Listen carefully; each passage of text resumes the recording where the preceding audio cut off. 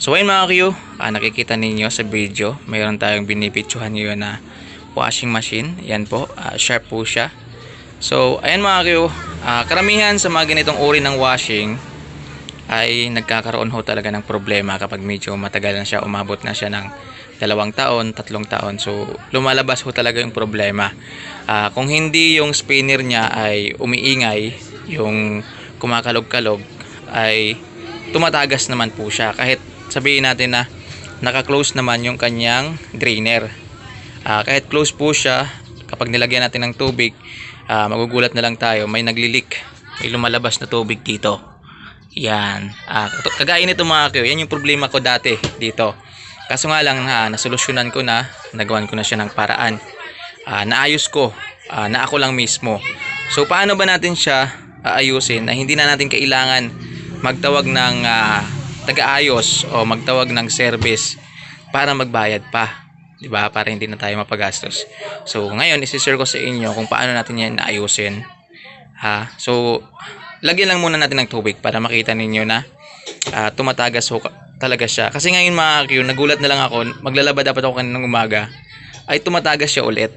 Yan, kasi medyo matagal-tagal ko na siyang kinumpuni. So ngayon, ipapakita ko sa inyo kung paano siya ayusin para kahit paano may idea rin kayo, 'di ba? Para kung pag nangyari sa inyo, kapag nangyari sa mga washing ninyo na ganito, may idea na kayo kung paano ayusin. So lalagyan muna natin siya ng tubig para makita ninyo kung tagas. Yan. So syempre, buksan natin 'yan. Mahirap mag-vlog kapag wala kang kasama. So ilagay na natin dito yung hose. Yan. Yan, okay na yan. Then, on na natin yung gripo. Ayun mga Q, kung napansin nyo, nilagyan ko siya ng tali kasi nasira kasi dito. Pero pag ganyan po, naka-close po yan yung drainer dyan. Kapag open naman yan, ihilahin ko lang po siya, ganyan. Nagtatagas siya dun, ilalim. Pero pag binalik ko siya, naka-off po yung drainer niyan. So ayan, lagyan na natin ng tubig. So, ito yung problema mga Q. Diba naka-close po siya dito? Naka-close po siya dito. So pansinin ninyo dito sa baba. Ayan, tumatagas po talaga siya. Yun o. Yan. Ang bilis. Ang bilis-bilis ng kanyang tagas o. Yun o. Yan. Naka-close naman yan dito. Yan. Kasi pag inopen mo yan, mas lalong mabilis. Diba? Yun o. So, yan. Diba? Kasi hinila ko siya para ma-open. So pag kinlose natin, ayan, close na po yan. So magtataka ka, tumatagas pa rin, no? Yun, no? Yun, no? Yo. At ang bilis-bilis, di ba? So paano natin yan susolusyonan? Yan. So ngayon mga Q, yung gagawin lang natin is doon sa likod yung daan para maayos siya doon sa likod. So ayun mga Q, no, nandito na tayo sa likod ng washing natin. So syempre para makumpunin natin siya, para maayos natin siya, kailangan natin buksan yung ito. Kasi nandyan yung parang gasket kung saan nakakonekta po yun doon sa hose. Then papunta dito sa lagay ng tubig. So kailangan natin buksan to. Ayan, so buksan natin siya.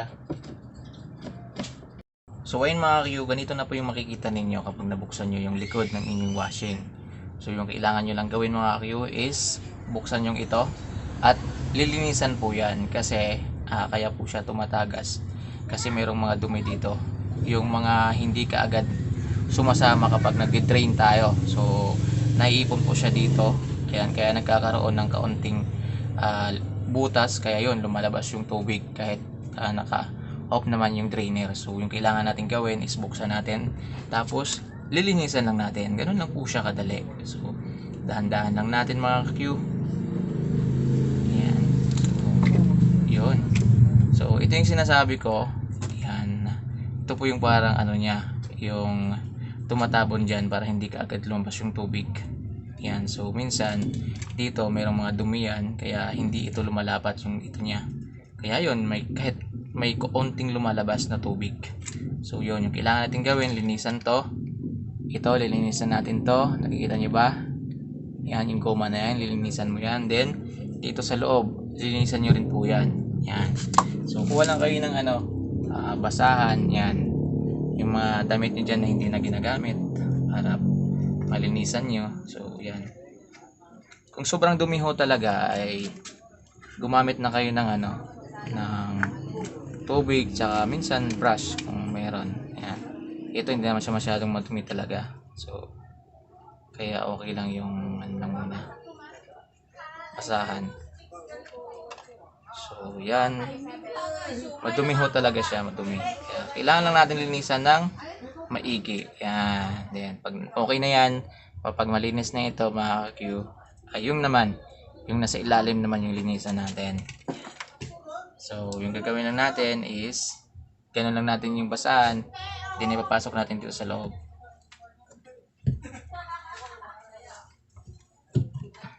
Linis lang ng mabuti, mga Q.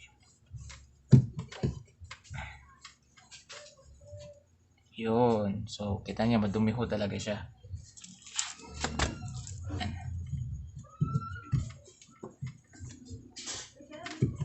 So, ayan. Okay na po siya kapag okay na, kapag wala na kayo napapansin na dumi. At kapag lapat na po siya pag ganyan, pwede nyo nang ibalik. Ayan. Pwede natin ibalik. So, dandanin lang natin mga view. Ayan, ibalik lang natin.